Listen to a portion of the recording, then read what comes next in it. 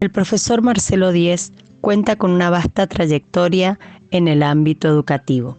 Es profesor de enseñanza media y superior en Historia y licenciado en Historia por la Facultad de Filosofía y Letras de la Universidad Nacional de Cuyo. Ex rector del Colegio San Francisco Javier, ex profesor de la Facultad de Humanidades y Ciencias de la Educación de la Universidad Católica Argentina. Docente actualmente en el profesorado de Historia del Instituto Alfredo Bufano de San Rafael, profesor de la Universidad de Mendoza y autor del libro Luces y Sombras de la Educación Argentina, colaborador de las revistas de la Universidad de Mendoza y Gladius. Bueno, profe, con razón de esto del 9 de julio que se nos avecina y que vamos a festejar el día de la independencia, de la Declaración de la Independencia, podría ser como una primera pregunta que le tendríamos que hacer, que es, digamos, incluso tan básica que a veces muchos no se la plantean, que es, probablemente, ¿de quién nos independizamos el 9 de julio de 1816?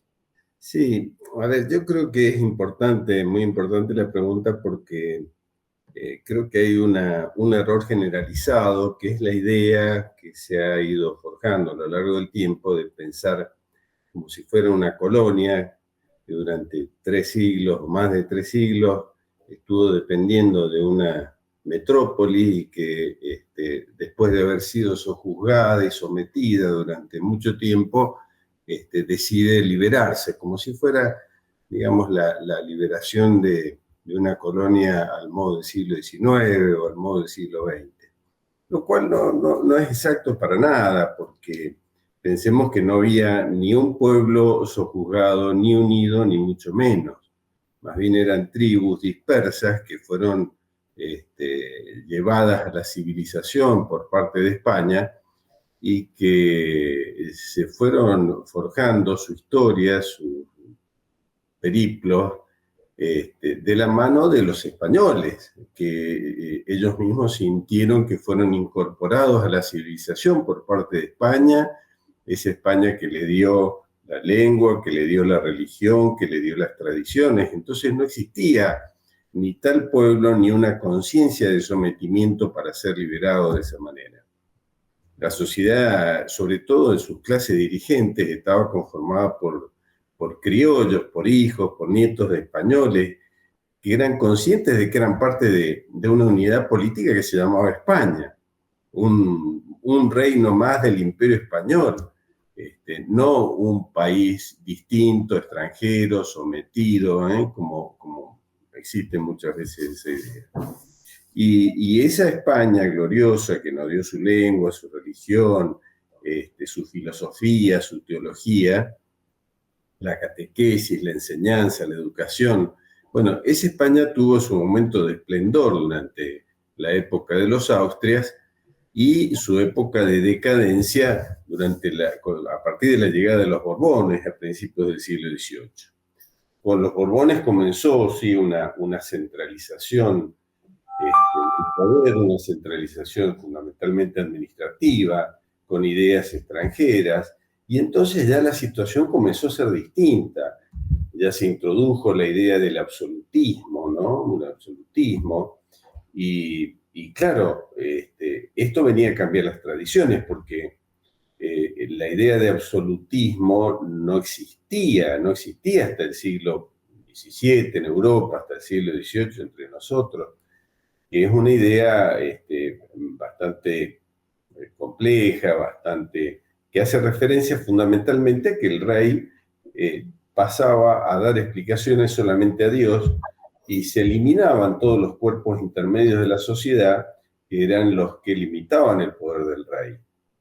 Pero no nos engañemos tampoco pensando que ese absolutismo tiene que ver con un gobierno de tipo despótico, totalitario, ni mucho menos. Porque no podía hacerlo en la época, porque no tenía ni los medios de comunicación social que existen hoy, ni las posibilidades de ejercer un dominio despótico, sino más bien esa idea de que se eliminaban todas las trabas que ponía, por ejemplo, la religión, la moral, las costumbres, costumbres, las tradiciones sobre el poder del rey. Y entonces ahora el rey, como eliminaba todas estas trabas, todos estos medios, pasaba a ser un rey absoluto. Pero no tiene nada que ver esto con un despotismo ni nada que se le... Y bueno, en este sentido, tenemos que pensar que cuando Fernando VII aparece en la escena política de España, era en ese momento, digamos, pongamos por poner una fecha en el año 1807, con el tratado, con el motín de Aranjuez. Fernando VII no era un monarca absolutista, ni mucho menos. Justamente Fernando VII va a ser lo contrario, va a ser buscado, va a ser el rey deseado, el rey buscado para reemplazar a su padre, Carlos IV, en raíz justamente de esto, ¿no? De que no era un absolutismo, de que proponía, de alguna manera su figura era la figura de la tradición, de la monarquía tradicional, de una monarquía limitada por la religión, la moral, las costumbres, y por eso era el rey deseado, el rey buscado, ¿no? En contraposición a lo que era su padre y sobre todo el ministro Godoy, ¿no? Y por eso, profe, es que, o sea, y vinculándolo con el 25 de mayo, que ya, una fecha que ya pasó, es por eso que decimos que se habla de fidelismo para la fecha de la conocida como Revolución de Mayo de 1810. Claro, exactamente. La idea justamente es de que cuando Fernando VII es tomado prisionero por las fuerzas napoleónicas, preservar todas estas tierras, todos los derechos de Fernando VII, y por eso en las actas del 25 de mayo, en los debates, los discursos del día 22 de mayo, en todos se hace referencia justamente a preservar los derechos del rey don Fernando VII. No nos olvidemos que justamente los gobiernos eran en nombre de Fernando VII, las asambleas se hacían en nombre de Fernando VII hasta 1813 o 1812, si se quiere, fines de 1812. Pero antes todo era, por ejemplo, la Junta Conservadora que se forma a raíz de la formación del primer triunvirato, era Junta Conservadora de los Derechos del Rey don Fernando VII, que está preso. Esta es la idea. Por eso ahí se habla de fidelismo. Y en realidad, fidelismo, éramos más fieles a Fernando VII que los mismos españoles, porque los mismos españoles aprovecharon que el rey estaba preso para organizar una revolución. Por eso, en realidad, todos los sucesos de mayo de 1810, tanto acá como, por ejemplo, en Venezuela o en México, apuntaban a ser fieles a Fernando VII y resguardar los derechos de Fernando VII. No eran ese prolegómeno de la independencia del cual muchas veces se ha planteado el primer grito de libertad, ni mucho menos. Era preservar los derechos del rey don Fernando VII, fidelismo. Profe, quería preguntarle, ¿por qué era que se pasa tan rápido del fidelismo a la independencia? Claro, acá hay todo un proceso que ciertamente tiene cierta complejidad, ¿no? Que hay que atender no solo lo que estaba pasando acá entre nosotros, porque muchas veces cuando se estudia la historia argentina, se estudia con cierta miopía, es decir, pensar nuestra historia a partir de lo que nosotros vivimos desde acá. Y en realidad, estos procesos involucran tanto a lo que había sido el virreinato del Río de la Plata, las provincias del Río de la Plata, como a lo que estaba pasando en España. Y en realidad lo que sucede acá es una respuesta a lo que estaba pasando en España. Muy brevemente, si ustedes recuerdan, cuando la invasión napoleónica de 1808 se planteó y el posterior motín de Aranjuez y la entrevista de Bayona, el rey Fernando VII queda preso. queda preso el rey de Fernando. Entonces hay que buscar una solución al problema de justamente la acefalía, porque no hay autoridad legítima en España. La autoridad legítima, como dice, como bien decía Castelli, el 22 de mayo de 1810, esa autoridad legítima desaparece cuando el infante don Antonio, tío de Fernando VII, es tomado prisionero, y entonces desaparece toda autoridad legítima. Entonces se forman juntas de gobierno, juntas provinciales, que delegan su autoridad en una junta central, que es la que va a llevar adelante la guerra contra Napoleón. Y cuando esa junta central, llegado el año 1810, resuelve disolverse, porque cuando se formó la Junta Central, era una junta provisoria. ¿Hasta cuándo? Hasta que se pudieran reunir las cortes españolas, una especie de parlamento que en principio sería un consultivo, no deliberativo.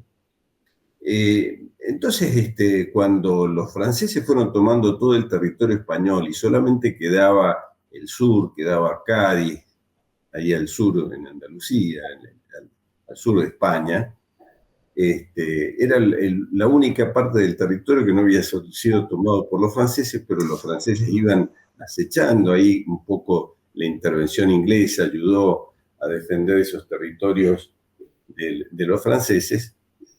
Pues en ese momento la Junta decide disolverse, convocar a las Cortes, que van a ser las famosas Cortes de Cádiz. Esas Cortes de Cádiz que se van a reunir a partir de septiembre de 1810 y que después van a dar una constitución en 1812. ¿El tema cuál es? Que esa convocatoria a las Cortes fue absolutamente irregular, porque no se hizo de acuerdo con las leyes españolas y se extralimitó en cuanto a las funciones que podía tener. ¿Por qué? Porque esas Cortes de Cádiz van a ser el proceso más revolucionario que ha existido en la España contemporánea.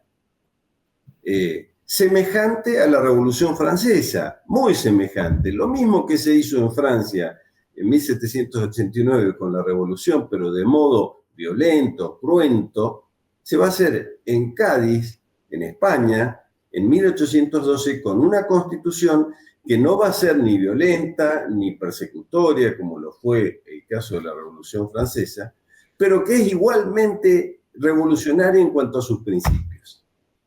Entonces, ¿qué es lo que estaba sucediendo? Sucede que en España, y esto era parte de España, no nos olvidemos, es nuestras tierras, el virreinato, las provincias del Río de la Plata, eran parte de España.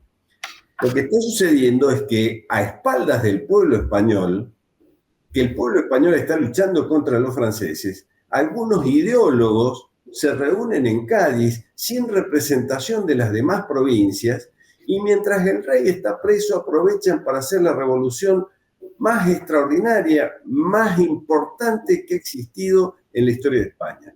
¿Por qué digo esto?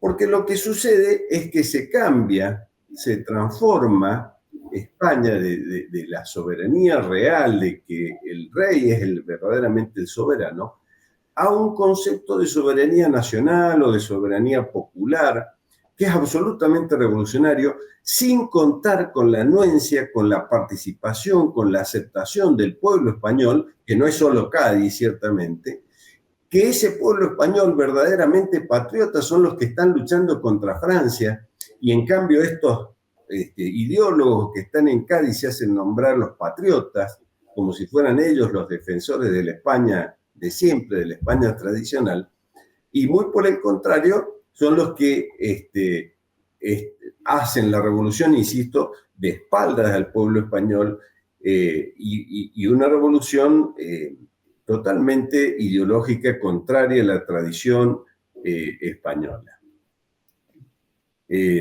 Por eso, cuando esto sucede, es cuando justamente los hombres que están los americanos, como San Martín, como Alvear, están en España, están viendo esto y deciden comenzar el proceso de independencia. Profe, ¿cómo Sí. se forma esta idea de independencia en América? Claro, el tema es ese, que recuerdan ustedes que San Martín, por ejemplo, estaba en Cádiz ya desde 1809 y conoció todo el proceso, cómo los ideólogos fueron avanzando en las ideas revolucionarias a espaldas del pueblo español, insisto, a espaldas de la tradición española. Y esto lo fueron viendo hombres como San Martín, como Alvear, y entonces decidieron justamente salvar la parte de España, es decir, estas tierras americanas que eran España, salvar la parte de España que podía salvarse. Daban por sentado que España había perdido su norte, daban por sentado que España era irrecuperable, sobre todo San Martín, no sé si tanto Alvear, pero sí San Martín. Y entonces, ¿qué había que hacer? Había que desgajar, había que independizar el Río de la Plata, había que independizar esta parte de España para que no fuera sometida a la revolución y a las potencias, en este caso de Francia y Gran Bretaña, para que no cayeran en manos de ellos.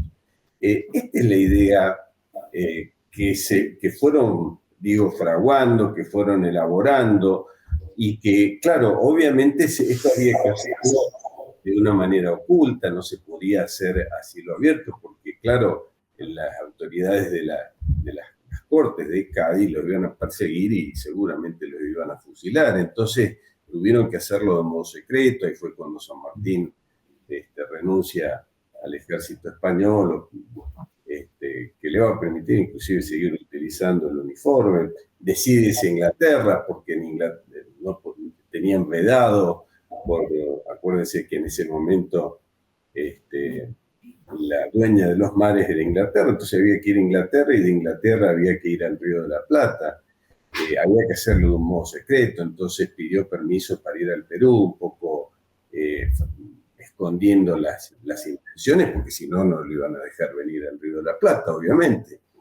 Y entonces así fue como se crearon primero la Logia Lautaro, cuyo jefe era Carlos María de Alvear, y se embarcaron con Sapiola y otros más al Río de la Plata con la idea de venir a independizar estas tierras. Profe, ¿y por qué si estas dos figuras que usted nos dice que pensaban lo mismo, que buscaban la independencia, como son Carlos María de Alvear y San Martín, por qué si buscaban lo mismo después nos enteramos o sabemos que ellos se distancian, digamos, estas dos figuras se distancian? ¿Por qué es que sucede esto si buscaban lo mismo, digamos, la independencia? Claro, ciertamente, como venía diciendo, la Logia Lautaro tuvo su jefe, que era Carlos María de Alvear. Pero si bien los dos querían la independencia, las razones por las cuales los dos querían la independencia no eran iguales, no eran las mismas. Porque ciertamente Carlos María de Alvear tenía la idea de que España era salvable. España podía salvarse si volvía Fernando VII. Y claro, San Martín no compartía esta idea, la idea era justamente la contraria, pero como el jefe era Carlos María de Alvear, se hizo lo que quería Carlos María de Alvear. Se avanzó por las dudas, se convocó a la Asamblea del año 13 con la idea de declarar la independencia, pero como empezaron a llegar las noticias de lo que estaba pasando en Rusia y las ciertas posibilidades de que Napoleón tuviera que hacer marcha atrás y que inclusive hasta perdiera sus posesiones y tuviera que liberar a Fernando VII, llevaron a Carlos María de Alvear a la idea de esperar, de poner pausa al proceso independentista hasta ver qué pasaba con Fernando VII, porque él tenía la idea de que si volvía Fernando VII podían reanudarse nuevamente las relaciones con España. Y fue así entonces que Carlos María de Alvear fue el presidente de la Asamblea del año 13, que no declaró la independencia justamente por esta misma razón, y que San Martín, como no compartía esta idea, se dedicó a los ejércitos, a hacer la campaña libertadora, se vino a Cuyo a formar el ejército de los Andes, con la idea de que tarde o temprano esto nuevamente iba a tomar otra dirección. Y así fue como el gobierno de la Asamblea del año 13, que creó el directorio, que Carlos María de Alvear era un poco la figura que movía los hilos de la política en el Río de la Plata, nombró a su tío como el director supremo y después se hizo nombrar él mismo como director supremo, y tiene totalmente ya ahora alejado y hasta enemigo de Carlos María de Alvear, hablaba muy mal de Alvear, pero seguía San Martín con la idea de independencia, con la idea de independencia. Y así fue como en 1815, cuando cae Alvear, se va, por medio del Estatuto de 1815, se va a convocar a un congreso para declarar la independencia. Y ese congreso se va a realizar en Tucumán. ¿Y por qué, profe, que se elige San Miguel de Tucumán para hacer este congreso? Teniendo Buenos Aires como la capital.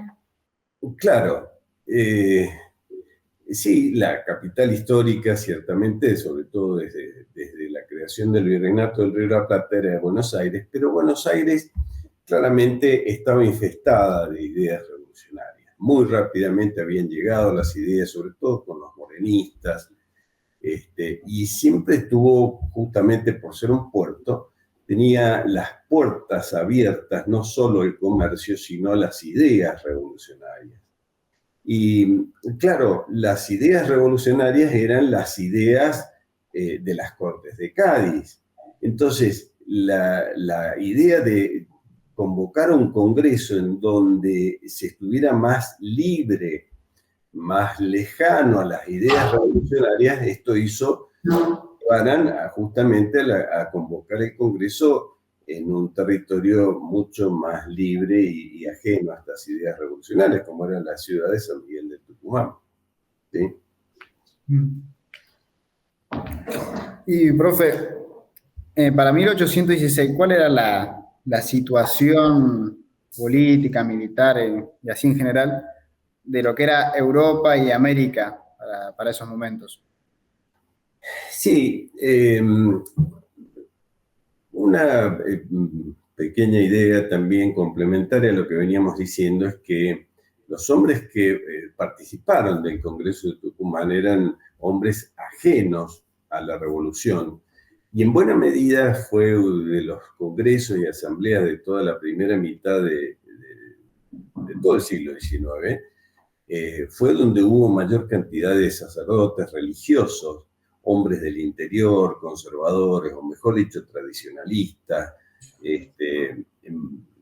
ya muy conscientes de la idea y del liderazgo de San Martín, muchos de ellos amigos de San Martín, como Tomás Godoy Cruz, por ejemplo, ¿no? Es decir, que ya es otra idea. Respecto a lo que me preguntás de la situación, ciertamente para valorar no solo la figura de San Martín, especialmente la figura de San Martín, pero también de los hombres del Congreso, hay que pensar que cuando se declara la independencia en 1816, la situación es desesperante. Podríamos decir que si uno hiciera cálculos humanos, era una locura declarar la independencia en 1800, parecía, ¿no? Una locura declararla. ¿Por qué? Porque la situación europea era totalmente contraria, peligrosa para declarar la independencia. Piensen ustedes que de 1916 en 1915 ha caído Napoleón, se ha formado la Santa Alianza en el Congreso de Viena, se ha decidido formar una coalición militar contra todos los movimientos revolucionarios en todo el occidente, ¿no? De modo que lo que se está buscando es terminar con eso. Y esta idea va a ser justamente en la cual va a ampararse Fernando VII, entendiendo que todo el proceso desde mayo de 1810 es un proceso revolucionario, totalmente contrario a la realidad. totalmente falso. Pero la Santa Alianza veía, desde Europa se veía estos procesos y de hecho hasta hoy, ¿no? Muchos españoles lo ven así, que todo el proceso desde 1910 es un proceso revolucionario, liberal, masónico, etcétera, etcétera. Totalmente contrario a la realidad, totalmente contrario a la realidad. Pero digo, la Santa Alianza va a formar los ejércitos, va a enviar inclusive expediciones militares al Río de la Plata, que después se desvió por otras razones, pero venía a sofocar los movimientos del Río de la Plata y de las otras regiones americanas. Esa era la situación en Europa, o sea, muy desventajoso para declarar la independencia. La situación americana no era menos peligrosa. Piensen ustedes que se había perdido Asunción del Paraguay, se había desgajado, los portugueses, a partir del Brasil habían invadido la banda oriental, las derrotas de Sipe-Sipe en el ejército del norte, las derrotas de Rancagua por Chile, es decir que la situación era absolutamente desventajosa para declarar en ese momento la independencia. Parecía francamente una locura. Y sin embargo estaba allí San Martín empujando, aconsejando, instando, alentando para que igual se declarara la independencia. ¿Cuáles sí. fueron los objetivos del Congreso de Tucumán? Claro, cuando se reúne el Congreso, obviamente la idea principal era declarar la independencia, y de hecho la declararon, cosa que no fue así con la Asamblea del año 13. Pero una vez formado el Estado, la idea era no solo declarar la independencia del territorio que había sido del Virreinato del Río de la Plata, sino que la idea era mucho más amplia, que era la idea sanmartiniana, ¿no? Y la lógica, que era crear un superestado con todas las posesiones españolas en América, sobre todo en América del Sur. Por eso cuando se hace la convocatoria a los pueblos para que envíen sus representantes al Congreso de Tucumán, se hace una convocatoria general y se hace convocatoria a los del Alto Perú y a los de Chile para que se sumen a la independencia. ¿Por qué? Porque la idea justamente era no formar republiquetas, como decía San Martín, sino formar un gran Estado para poder tener la suficiente fuerza política y militar para oponerse a los enemigos de la patria. ¿Cómo nos íbamos a oponer a los portugueses que nos estaban invadiendo por otra parte en la banda oriental, con una división en republiquetas como estaba? La idea era entonces formar un gran Estado, y por eso se invita a los distintos pueblos americanos para que participen del Congreso. Y así está en el acta. En el acta de la Declaración de la Independencia comienza el acta diciendo justamente no los representantes de los pueblos de Sudamérica, no dice de los pueblos del Virreinato del Río de la Plata o de las provincias del Río de la Plata, no, dice de las provincias de Sudamérica, de Sudamérica. La idea era, claro, no podíamos oponernos ni a la Santa Alianza, ni a los portugueses, ni a los españoles, ni a los ingleses, con una división en republiquetas, como decía San Martín, ¿no? Bien. Profe, dentro de los mismos representantes del Congreso de Tucumán, ¿la mayoría de los ideales era formar una monarquía o se tenía esa idea? Claro, una idea que se ve claramente, ¿no? También una cuestión no ideológica. La escuela clásica o liberal, la escuela de Mitre, de Vicente Fidel López, a veces un poco se ha mostrado reticente con el tema del Congreso de Tucumán, comparándola con la importancia que le da, por ejemplo, a los sucesos de mayo de 1810.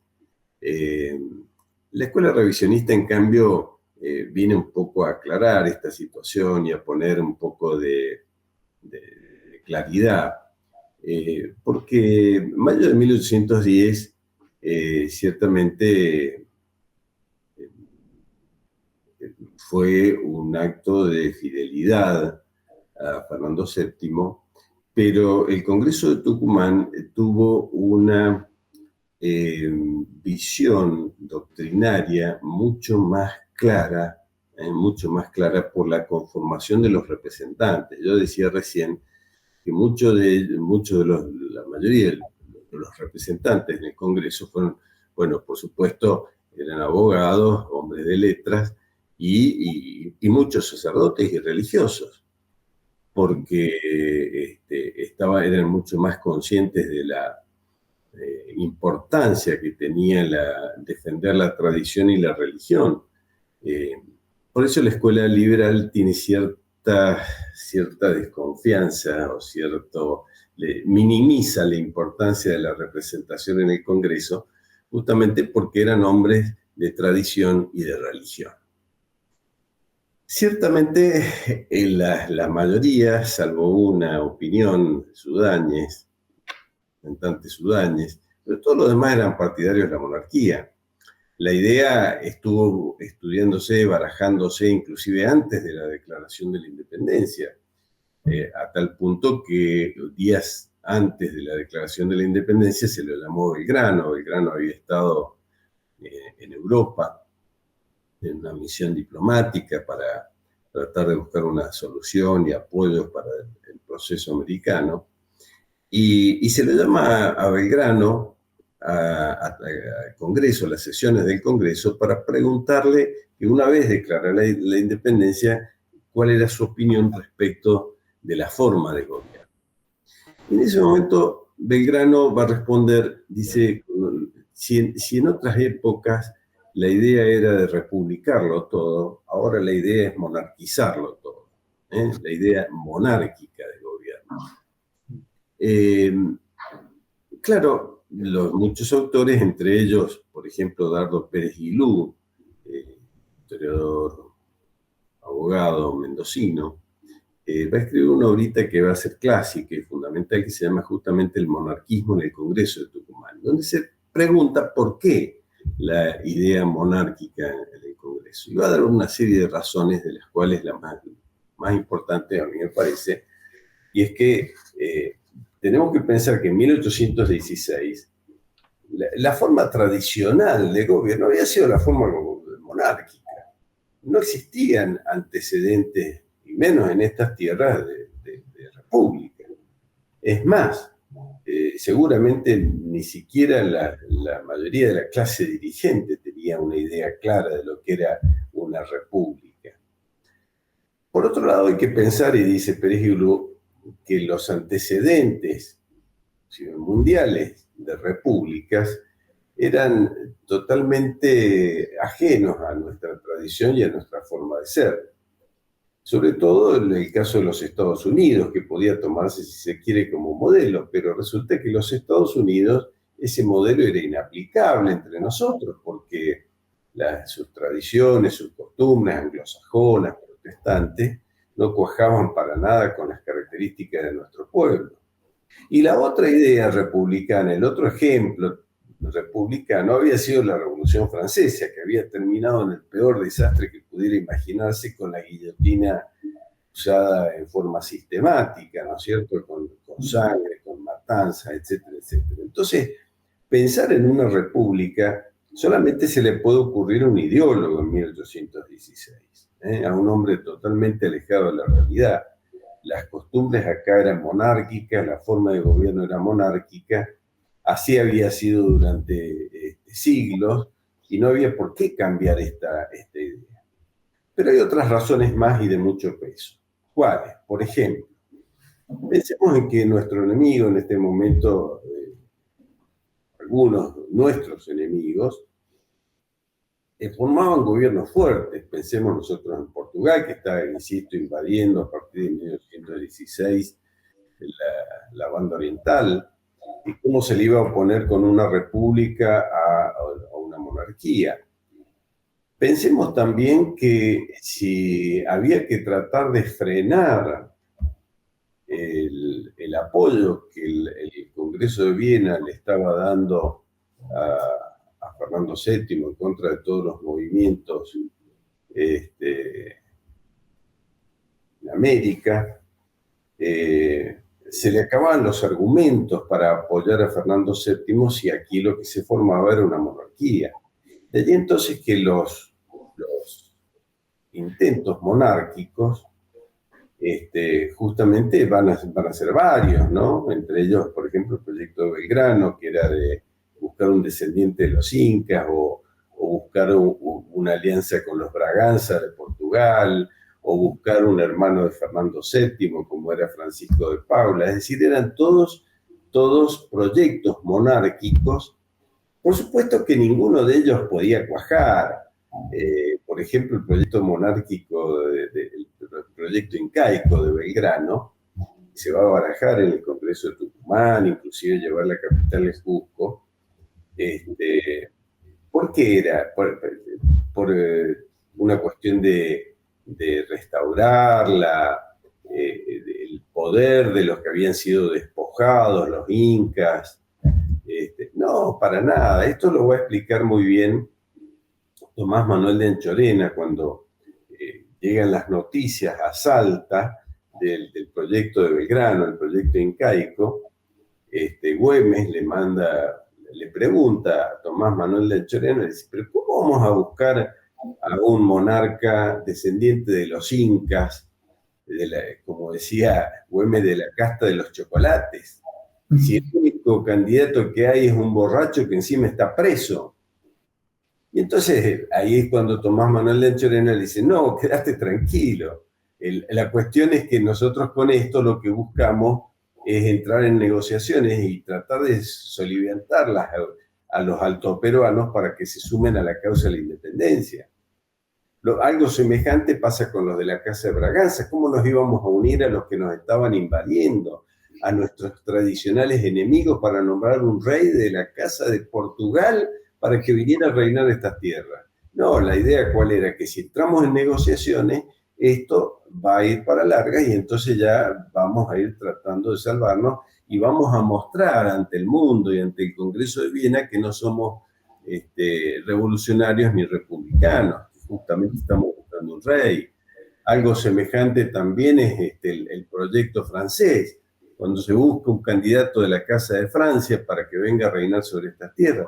Todos estos proyectos monárquicos están orientados a tratar de frenar la invasión de los portugueses, la invasión del Congreso de la Santa Alianza, porque claro, la situación que se da en torno al Congreso internacional y americana es absolutamente desfavorable para la causa de la independencia. Entonces hay que tratar de frenar esas invasiones para fortalecer para el proceso independentista propiamente americano, ¿no? Claro.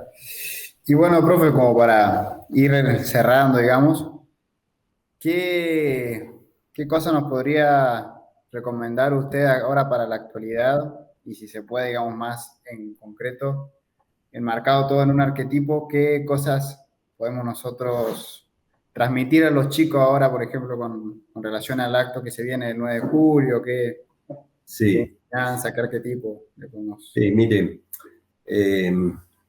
hoy en Europa y en el mundo también, pero especialmente en Europa, ustedes saben que ha habido hace muy pocos días